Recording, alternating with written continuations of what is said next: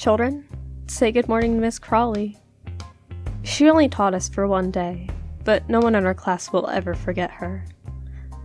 Half a day, technically. She knew her lesson plan by heart. Math straight off the bat.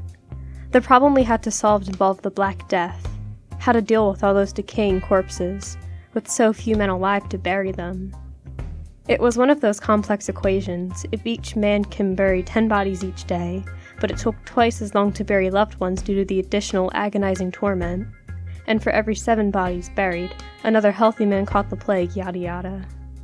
That took up most of the morning.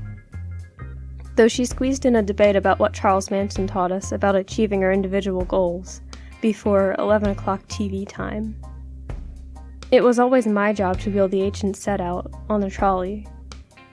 Normally we'd watch a children's show, something vaguely educational and rarely entertaining. Miss Crawley gleefully showed us selected highlights from the movie Cannibal Holocaust, with plenty of freeze frame and analysis.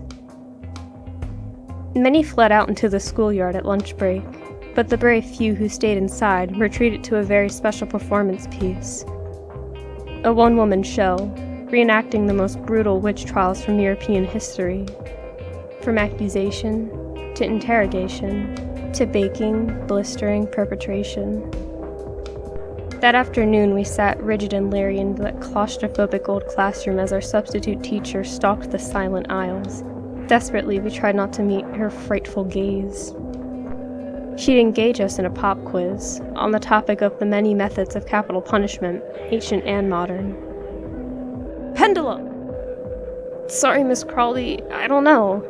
Ignorant girl. You, the fat boy. Crucifixion. I don't know, Miss Crawley. Good Christian children, and never heard of crucifixion? You, glasses. Crushing. Crushing? Trembling, I lifted my head and met her eyes, mine wide with trepidation. Well, sometimes they used elephants. If you were really bad, you laid down and it slowly stomped you into the dirt.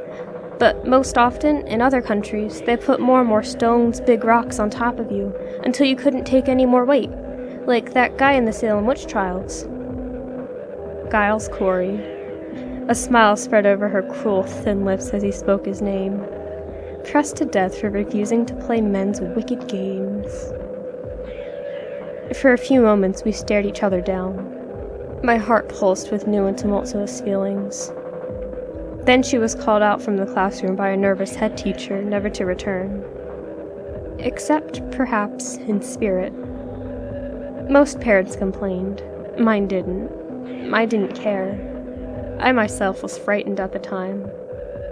I look back on it all now with a keen sense of fondness, nostalgia, my one happy day at school. As a student, it took me a long time to track her down. Children, say good morning to Mr. Crawley. I didn't even last half a day.